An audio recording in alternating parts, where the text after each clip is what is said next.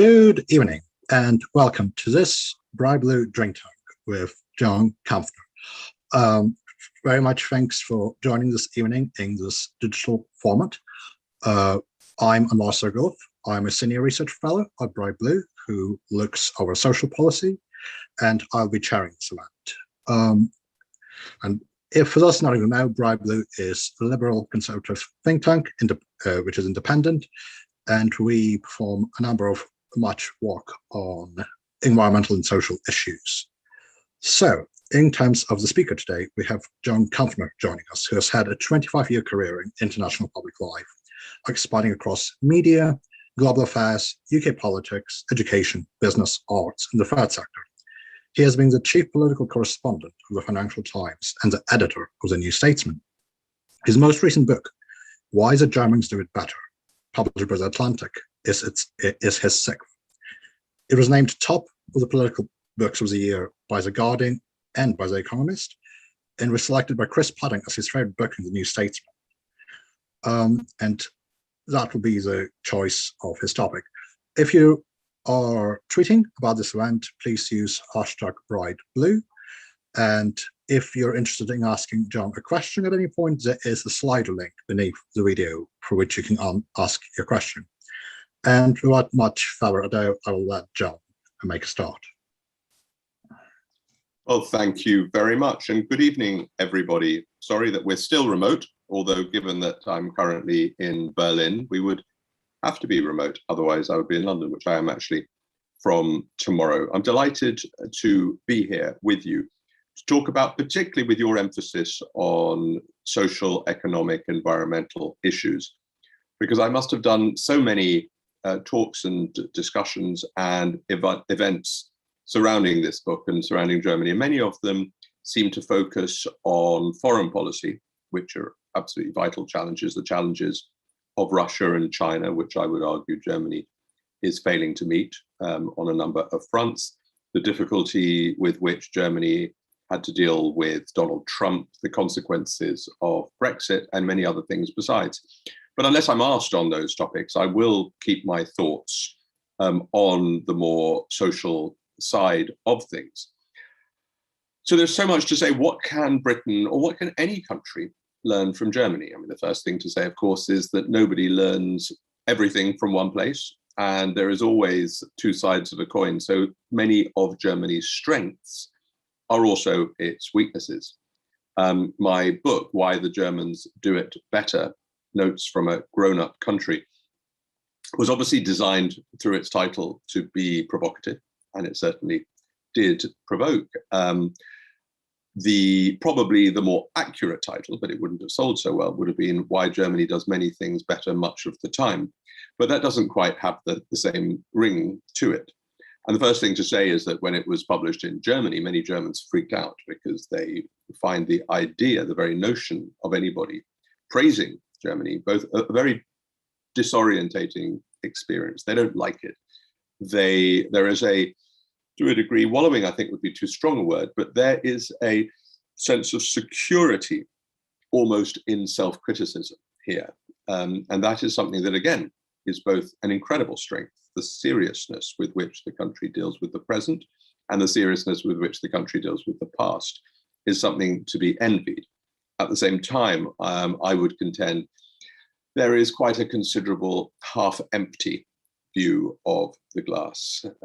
Germans are incredibly risk-averse. The startup culture finds it incredibly difficult. I mean, there are, here in Berlin and in Munich and in Hamburg and in other cities, there is the beginnings of a very vibrant startup culture because Germany's emphasis on engineering stands it in very good stead in terms of being able to get things, particularly from the research to the development, and then onto the consumer stage. Germany is incredibly strong.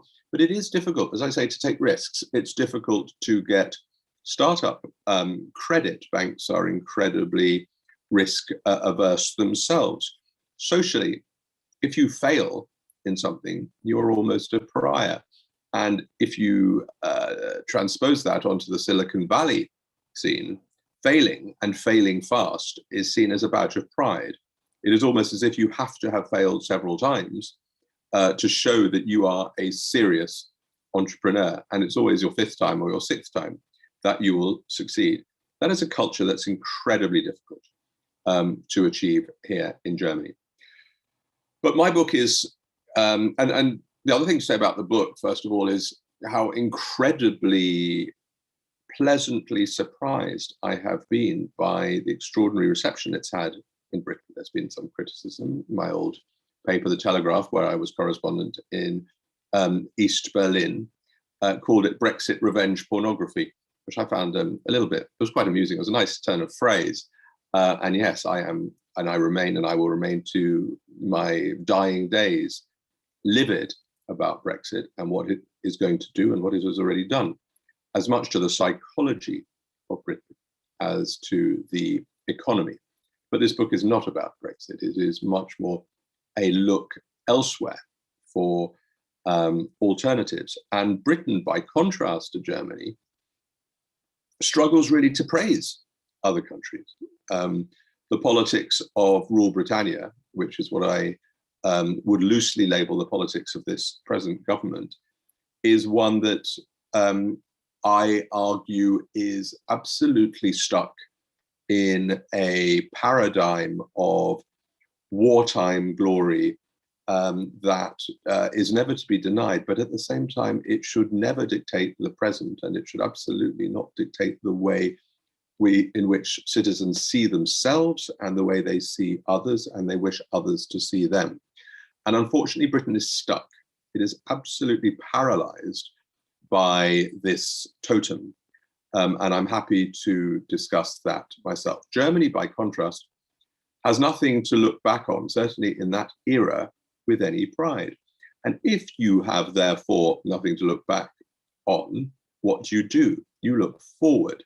And you are seeking incessantly to build something that is new, something that is durable. Now, at the beginning of the post-war era, the Wirtschaftswunder, the economic miracle, was just that. But it was only half of the success story, because during that period, after the country, which was absolutely shattered through it, obviously through its own making, the rebuilding process in the late 40s, thanks in large part also to the Allies, was incredibly impressive. And as we all know, the history in the 50s and into the 60s and beyond, Germany's economic prowess came to the fore.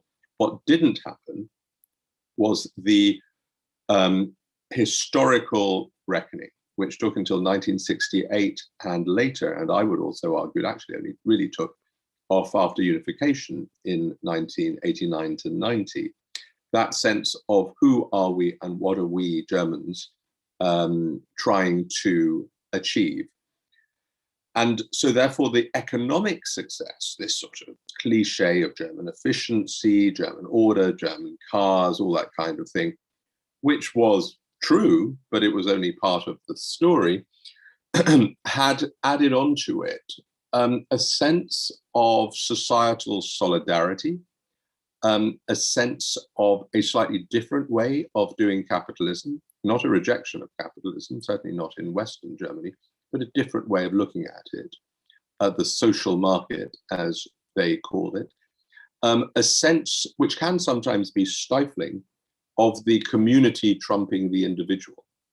And that could be in the rules which govern how you're supposed to be in your block of flats, that every third Sunday a particular flat has to polish the banisters and that kind of thing, which can be incredibly annoying, in fact is incredibly annoying. But again, the flip side of it is a sense of participation. The Germans have a word for it that is very hard to translate. It's called mitmachen, and that basically means do with or make with. The best English translation, most commonly rendered on the football pitch, is get stuck in. Basically, it means do something for your teammates.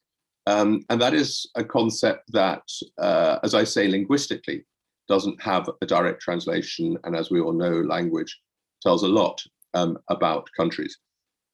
So you have this sense of, and of course, everything I say comes with it huge caveats, because one can always find examples where this doesn't apply. But I'm just using general observations at the moment, but I think through those generalizations, trends can be discerned. So you have that sense of social solidarity. Other areas that Germany can be, two others I would point out in this area of my thinking. One is the role of the Mittelstand, the medium-sized companies. They are fascinating in a number of areas. They tend to be family-owned, not exclusively, but almost always. And when the Chinese tried to, well, actually, in fact, did buy a robotics company in a small town a few years ago, it caused one hell of a brouhaha. This idea of a family company could be taken over by somebody else. They would almost think the same of private equity. They would think the same of anybody sort of buying companies that belong to families. So these families and these owners, they sort of run the towns in a very sort of benign, patriarchal way, which again has its advantages and disadvantages. It means that the local music club works well, and the football and the sports clubs work well. It's just inbuilt, this sense of again getting stuck into your local community. But the real driver of these companies are that they tend to be based in small towns. So sort of think of a world-beating company in Rotherham or in Bury or in Newquay or something, and you get a sense, and we're talking seriously global companies that export all over to China and United States and elsewhere. And they are the real sort of, they're not one company towns, but they tend to be towns that are not left behind. There is very little sense of left behind. We can talk about Eastern Germany for a second, but that's a slightly different order. So these companies are based around community. They're based around this social market. They are based in smaller towns, and they're also based very much in specialization. And a lot of it is still high-end manufacturing in Germany. Britain and other countries threw their lot in predominantly with services many years ago. And of course, we still make many things, and there are many factories to be proud of. But it is absolutely dwarfed by the German sense of manufacturing. And it's not cheap-tapped. We are talking about whether it's B2B, so in other words, whether it's component parts or forklift trucks or robots or cranes, or could be high-end optics. I visited an optics firm. There's incredible producing machines for eye operations in a small town south of Frankfurt called Mannheim. And it's literally a world beater. But when you walked into the company, there are no kind of red carpets or lavish furniture or anything of the sort, just a general company. Bosses always sort of eat in the canteen, if there is a canteen, if the place is big enough to have one. And that's very much the sense. So in that realm, that sense, as I say, of community, of manufacturing excellence, quality, and social responsibility, there is a huge amount to learn. There's a huge amount to learn. I would also, if I delve briefly into constitution, Germany's 1949 basic law, which was only ever designed to be temporary because the country was divided, but after 1990 was subsumed into the reunified country. The 1949 constitution is a remarkable document. The division of powers between the federal state in Berlin and the now 16 Länder, the regions. Again, there are many issues to be discussed. Is the system good for crisis management, such as certain aspects of the COVID response? But there is a stability, there is a security around the political framework. It is codified. It's also flexible enough, and the constitution is amended, and it is amended far more easily than the American constitution ever can be by the nature of the way it was founded. So I would regard it as an incredibly good document. There are coalitions, and every single possible formulation of a coalition. Each of the regions is run by 2 or 3 parties. They have to work with each other. They have no choice. So instead of trying to sort of score points or kill the other party, they will accentuate the differences and they will argue. But in the end, they know they have to compromise. And I would argue incredibly strongly that that is a far more mature way of getting things done than the binary and very much performance-based politics of the Westminster Parliament.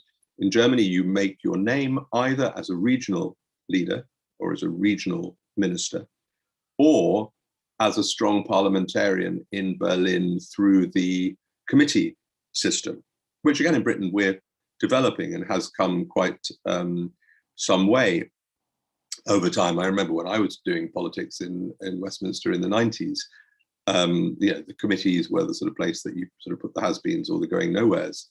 And now it's very much a place, particularly committee chairs, as is in the American model, for either people, former ministers or people with prestige and with expertise, or people on the up. And that's a very good thing because the sense of accountability is incredibly important. So in Germany, you have the relationship between the center and the regions, and you have the relationship between the political parties, which I can run through. The only one that is completely excluded, and of course I'm sure it will come up, is the AfD, the far-right party. Then you have the Christian Democrats, Merkel's party, a classic, somewhere between middle conservative and sort of Patten-esque, Heseltine-esque, one nation conservatism. Then you have a liberal party that is much more, the liberalism comes very much in its embrace of free markets far more strongly than other parties, and entrepreneurialism. Social Democrats, which like so many centre-left parties, conventional, old-fashioned centre-left parties in Europe, is struggling hugely. And the not-so-new kid on the block, the Greens, about whom I'm sure much will be discussed. The far left, Die Linke, the left party, which is a sort of classic socialist party, tends to get somewhere between 5 and 8%, and 5% is the threshold. It's possible it might go under the threshold for these elections. I'll probably stop there. The elections are coming up on September the 26th. That will have huge ramifications for Germany, for the European Union, for us, and for the world. The floods of last week are absolute, well, not only were they an extraordinary set of personal and community tragedies, and we've seen China that's followed, we saw America and Canada a few weeks prior to that. So, sorry, I thought that was and so that will absolutely shake up an election campaign that, to be honest, sorry, I'm not sure how I switched this off. That will shake up a political election campaign that was really quite slow to get going, and the consequences of that are as yet unclear. We can talk about environmentalism, we can talk about any of the political parties, or any other issues I've either mentioned or not mentioned, but I think I'll wrap at that point. Thank you, John. That was quite a run through of various kind of economic, social, and political things that we could potentially learn from Germany. So I think, and I'm going to kind of jump onto the political side of things immediately. It's kind of, I think, where there's kind of been a lot of interesting discussions. So, I mean, I guess first question is perhaps about kind of, you talk about like the much more kind of consensus-based system of Germany, the region-based aspect, and also the different voting system. I guess my question is there any possibility for Britain to really adopt something like that, particularly in terms of kind of its regional federal approach? Because of course the UK is much more dominated by London and England. It's not, and both economically and politically, it's not really. Do you think the barriers to kind of achieve any significant kind of regionalism in UK are just too great because of the asymmetries between the different nations relative to German states? Well, I mean, first of all, Britain is rightly or wrongly possibly the most centralized, developed country, certainly that I know of. Possibly France comes the closest to it, but France's regions and districts are far more codified. They may not necessarily have greater powers, but the division of powers is clearer.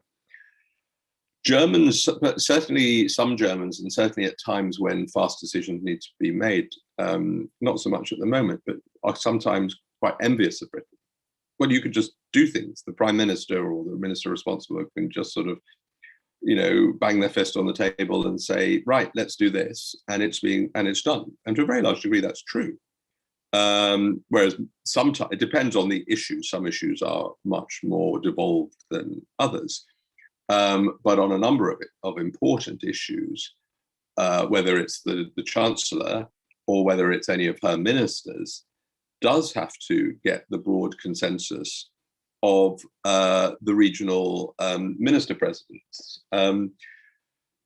And that's always been an area where Germans have scratched their heads and never quite known which is preferential. There is some discussion, and some further powers have been taken by the centre in recent years, which I think is the good. I mean, Britain is quixotic. I mean, as you say, there's the four nations, hugely dominated by England, and we've seen that so much in the Brexit process, in this culture war process. Question marks over Scotland's future, Northern Ireland's future, United Ireland, etc. Britain feels a lot less stable constitutionally than Germany. Germany had its huge ructions 30 years ago with unification and dealt with them very well. So the sort of constitutional issues, notwithstanding the point I made, have been broadly settled. The other area where Britain, I think, is to be found wanting is the patchwork nature of regional government. So it's not just the fact that London has more powers, but nobody, I mean, whether it's some small counties and areas of Britain have two-tier local government, seems crazy to me. Some have unitary, some have little bits that sort of rule, we look at Kent, run by county councils, district councils, but the Medway towns do their own thing. Where does the Liverpool and the Manchester city regions begin and end as opposed to the city councils? Who has which powers? Even the names, even the areas of mayors seem to be a big mess. The fact of mayors is, I think most people would now contend, a very positive thing, whether it's Andy Street in Birmingham or whether it's Andy Burnham in Manchester or whatever, have absolutely begun to forge quite an important base. It'll be interesting to see how that develops in the future. But more generally, local government and the local government association and the relationship between, they're sort of, they sort out the bins, deal with,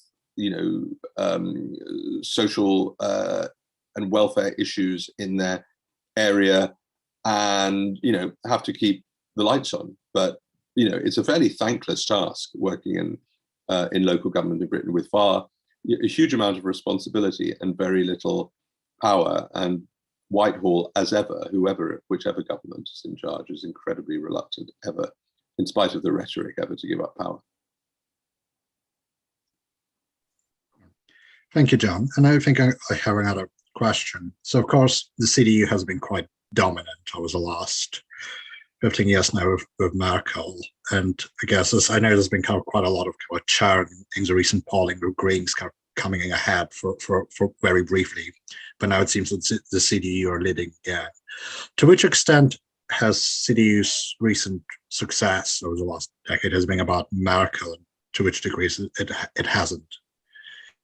Yeah, good question. I mean, Merkel, particularly for somebody who has, it sounds a contradiction in terms, but I mean it, ostentatiously no ego.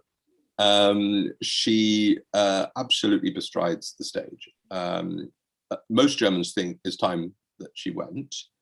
In fact, a lot of people thought before the pandemic, and there was a lot of negative stuff around the start of 2019 and through 2019 about her time to move on. She was actually forced to pre-announce her successor, although her successor didn't last long.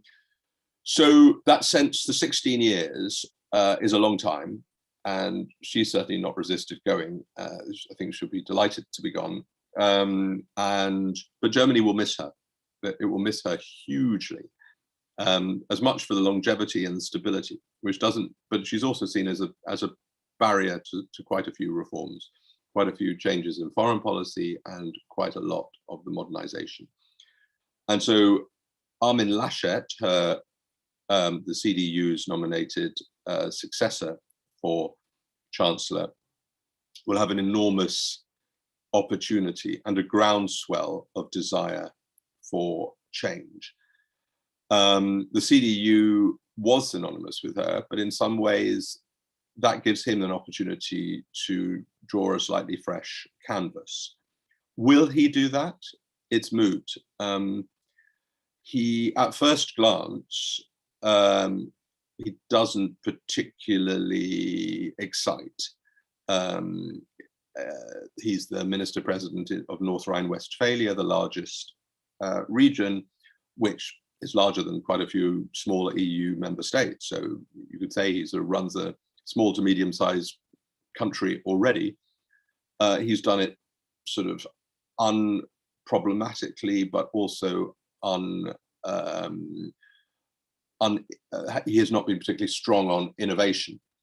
So there is a big challenge. The floods, it's interesting to see, haven't seen any opinion polls. I think people think that would be a little bit tasteless at the moment because there's so many people dead and so many people for years, their lives ruined. But there probably will be some in coming days. Be interesting to see the extent to which they help or they don't the Greens, obviously as the environmental party. And also Laschet, the aforementioned, has not been particularly strong on the Green agenda. During a visit with the German president, the head of state, the more nominal figure, the guy called Steinmeier, quite a good head of state, Laschet was seen by a camera to be laughing during the president's speech. So that hasn't gone down very well. So will his numbers go down? The Greens got involved in the early part of the campaign in a few mini scandals. Their young female leader, Annalena Baerbock, was accused of plagiarizing stuff for a rather vapid book that she wrote. She shouldn't have bothered. And doctoring her CV and a few other bits and bobs, which were completely ridiculously avoidable mistakes. I find it much more worrying that she doesn't have strong people around her to make sure, classic spin doctor material, that you do your due diligence and you make sure you don't do that kind of mistake. She's a very unthreatening, very centrist figure. I think she'll be very, very good for German politics. So she will be the number 2 figure. The extent to which the CDU increased their share of the vote, the Greens, who, when she was announced, were riding high. Some people even thought they might win. That was always impossible. But they've fallen off a cliff quite a lot in the last few weeks. Will they stabilize and start to recover again? The odds are on a CDU and Green coalition, which will be fascinating. First time the Greens been in power since the turn of the century, and that was with the Social Democrats and more likely bedfellows. So that combination, the world, Austria has got the Greens in coalition, but no major country has got the Greens anywhere near power as Germany is about to.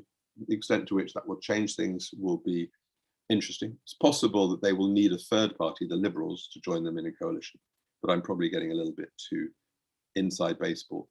The challenge is going to be more broadly, will there be appetite for risk-taking, which I say Germans are quite reluctant to do in politics after this general election, because Germany does certainly need a sense of a new generation.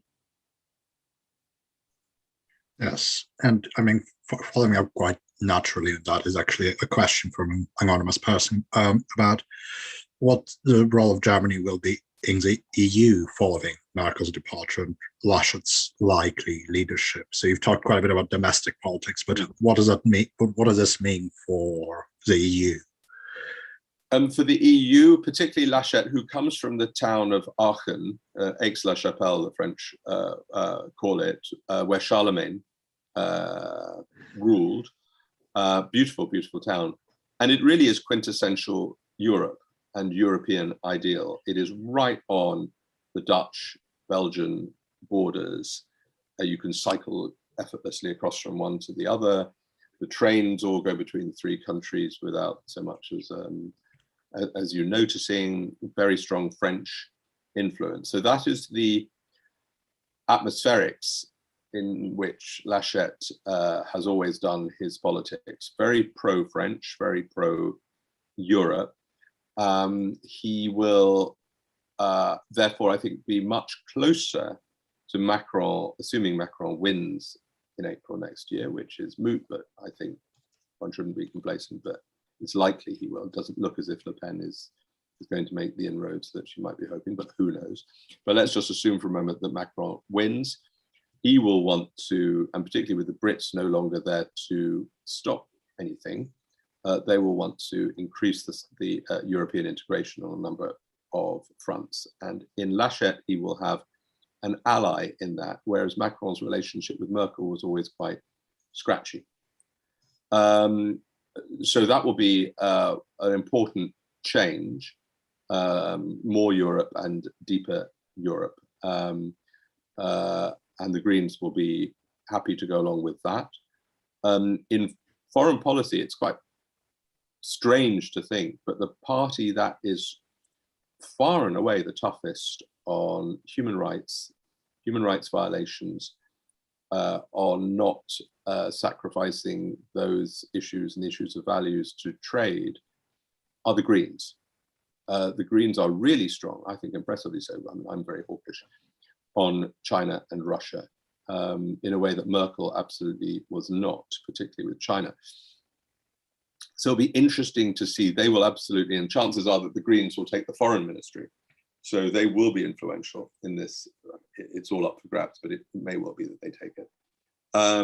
So they will be absolutely central to foreign policy. So I think one could expect a tougher German policy towards Russia and China.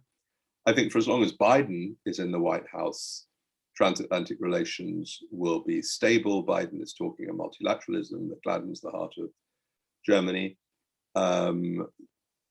Relations between Trump and Merkel were as bad as I think I've ever seen relations between two politicians. I mean, between two leaders. He absolutely loathed her, and he made no secret of it. And he did everything he could to undermine her. And she tried to get on with him for the first year or two, and then she just gave up. And she says very little, but her body language always speaks volumes for it. It's wonderful watching her. With the sound up or with the sound down, it doesn't actually make any difference, or whether you understand German or you don't, because her body does all the talking, and her absolute disdain for him was incredibly strong. But they're not naive, the Germans. They think it's eminently possible that either Trump or a new variant Trump, possibly more dangerous and more cleverer and one who behaves better in general, in normal day-to-day interactions, but politically as inimical to Germany, could take over in 2024. So they will be cautious. There are obviously still a lot of outstanding issues, such as Nord Stream, the gas pipeline, which any sensible German should find abhorrent. As I do, it's now going to happen. Biden's pretty much agreed that it will happen, but with caveats.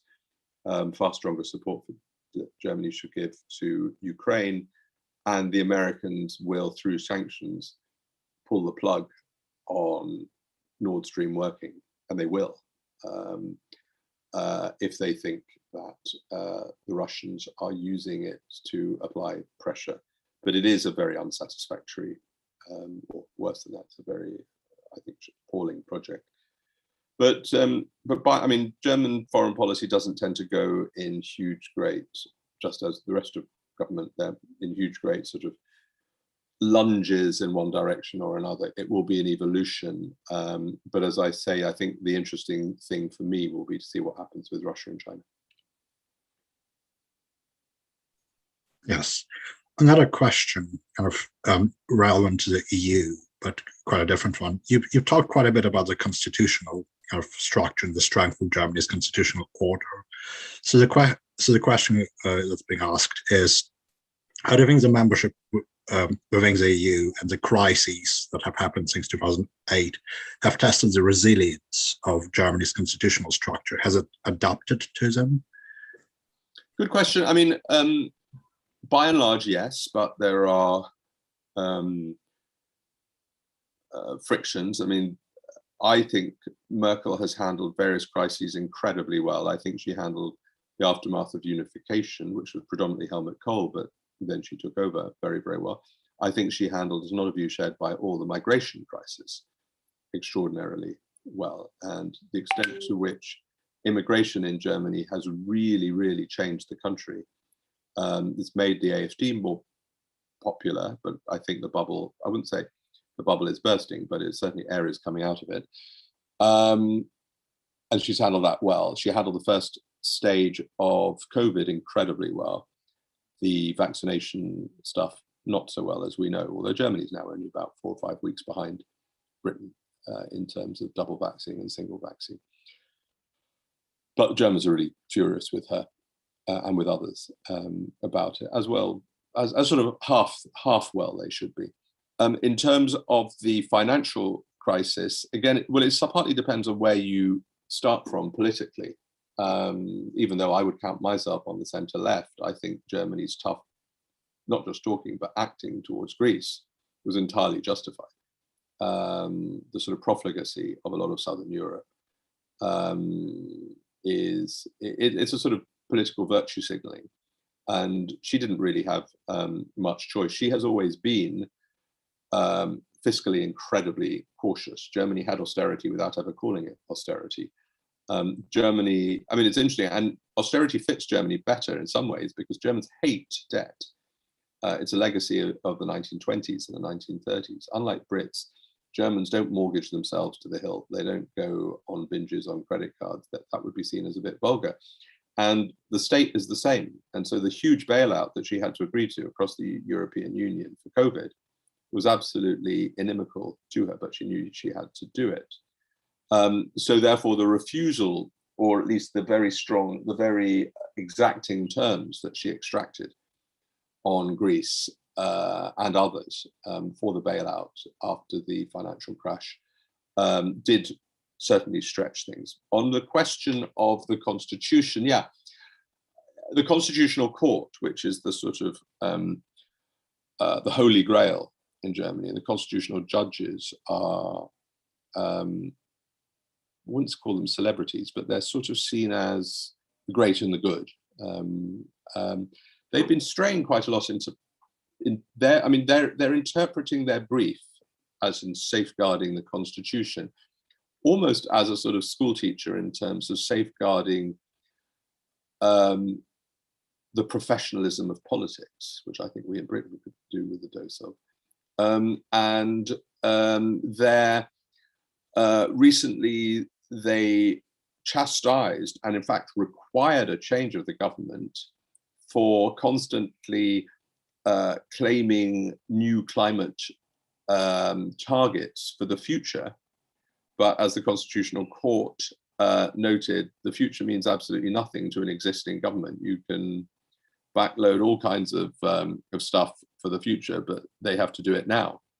So that happened a few weeks ago, and that, both in terms of the politics of it, but also in terms of the constitutionality of it, was fascinating. But yeah, it's the sort of the workings of the Constitution are a fascination here.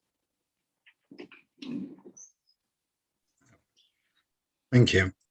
Just coming back a bit into the politics, because we touched on the topics of Greens a bit, I guess.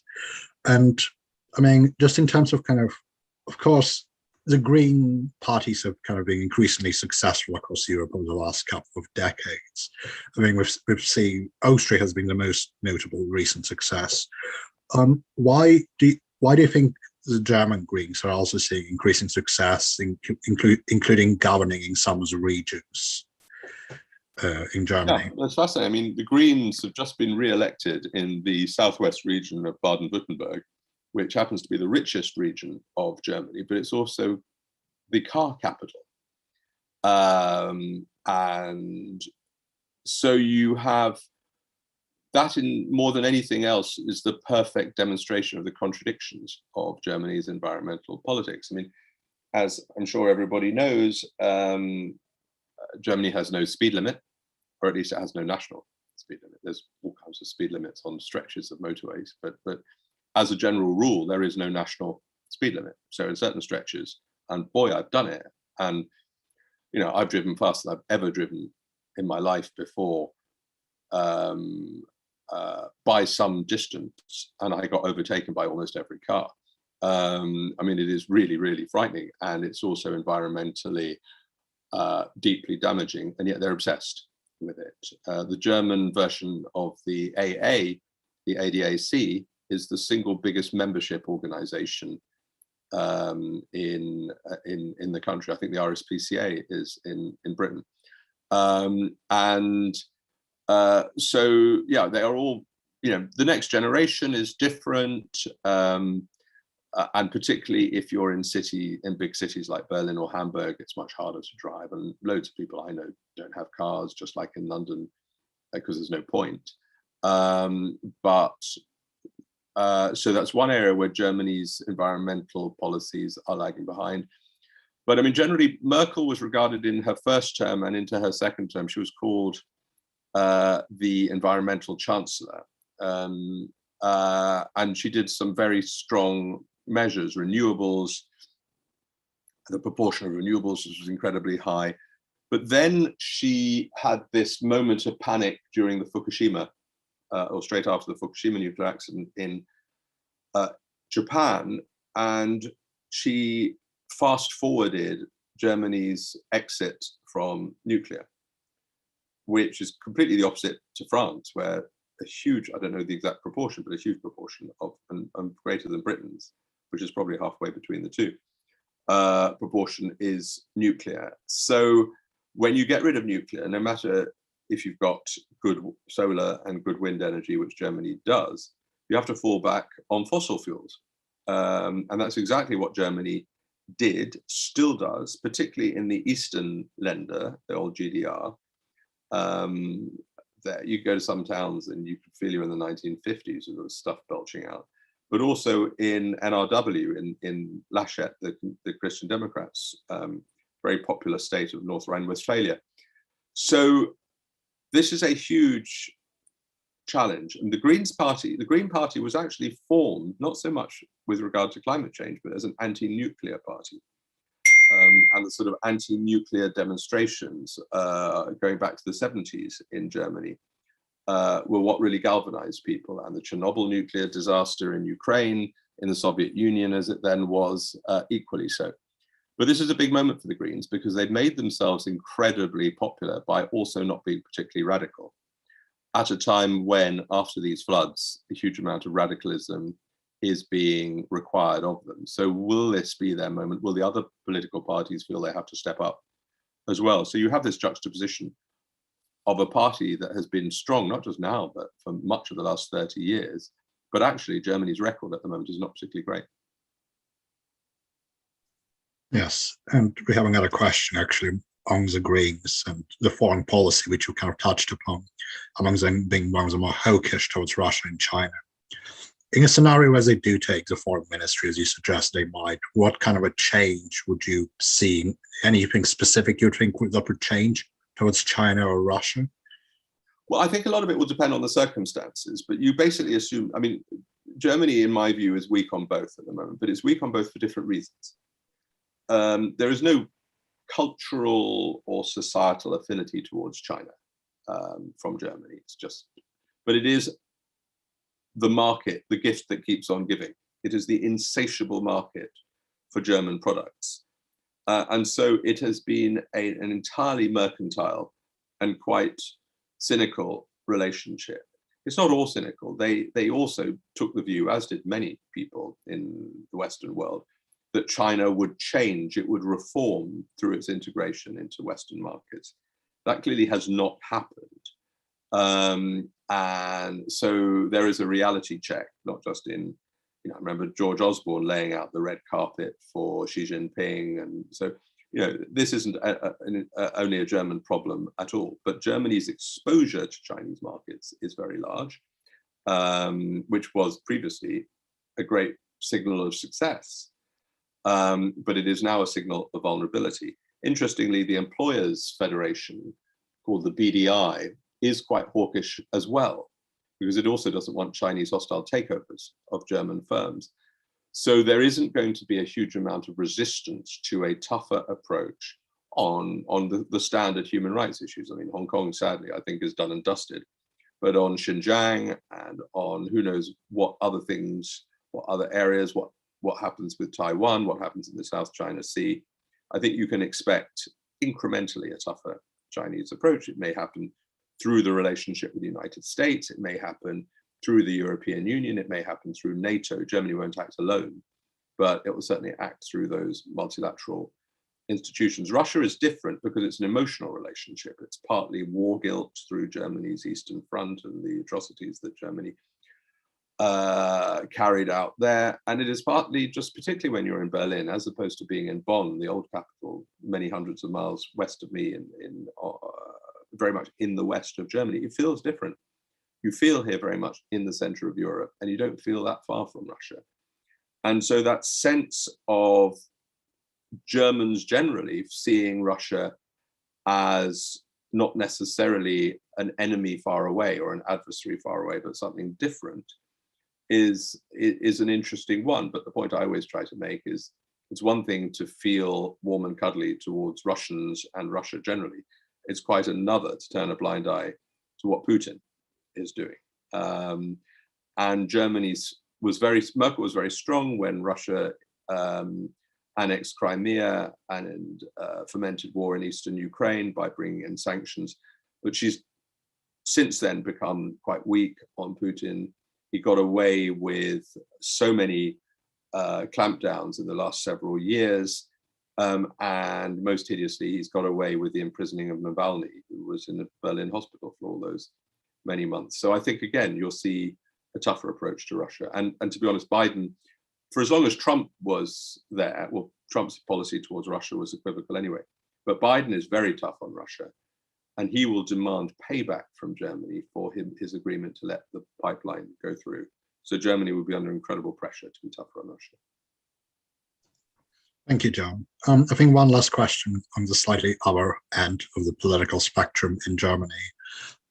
Daniel Deprozas is asking, saying that Germany's multipartyism is sometimes seen as a cause of disillusion because parties can lose votes but remain in power for long periods of time.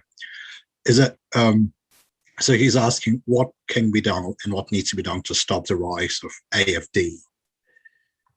Well, I mean, I agree. Germany. Yeah, I mean, I agree with the first part of the proposition, but I think it's not necessarily the same thing as the AfD point. I mean, there is that issue around smoke-filled rooms, although they're not filled with smoke anymore, and coalition deals being hammered out. At the same time, I mean, Germany's whole parliamentary system, regional system, is quite good at holding politicians to account. But I do take the point that you can have parties in government or in coalition for a long time. There's basically nothing you can do if you have a set of coalitions and you don't have a set of binary, A is in and B is out. It ultimately comes down to political activism.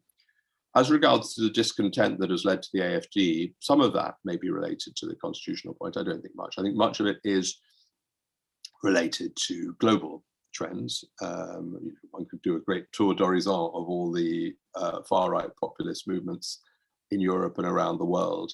And the migration crisis of 2015 led to an absolute, the AfD was in the doldrums at that point. It had just formed and was going nowhere. And it absolutely led to 30% vote in a number of regions and it becoming a major political force. I'm categorically not saying, because that would be complacent and probably wrong, that the AfD has been severely weakened. but the opinion polls are showing it as definitely losing momentum. The fact that it felt that it had to be the party of vaccine deniers and COVID deniers suggested to me a party slightly looking for a new campaign to get going and sort of seeing itself being moved onto the fringes. I mean, a bit like in Britain, as immigration was one of the drivers to Brexit, so it was in Germany in 2015, but a lot of that has gone away now. And so, you know, these kind of culture war questions, they're not that strong in Germany. It's not like sort of Poland, Hungary, and, you know, anti-LGBTQ or anti-this, or big discussions about statues or this or that. A lot of those social tensions, I wouldn't say they're not there, but they're just not as strong. So the AfD remains strong, particularly in the 5 eastern regions. Parties need 5% to get into regional and national parliaments. Before, that was seen as a very good bulwark against extremism, thinking no extremist party would get 5%. The AfD is in every single regional parliament and the national parliament. I'm sure it will stay that way. But I think the big numbers that it was getting, I mean, I still think it's worrying that any party like that can get 10%. But I think that's roughly the number it will stay at for the foreseeable. Well, thank you, John. Thank you for all your insights into Germany's political, economic, and social aspects of it, and what we could potentially learn from it. And thank you very much for dedicating some of your time this evening to share all you know, to talk about your book. And I want to thank the audience for tuning in. We should be having another drink tank this autumn, so do keep an eye out. And please remember that Bribeloot is a membership organization, so if you'd like to join and become a member, please visit our website. And with that, once again, thank you to John, and have a good evening, everyone.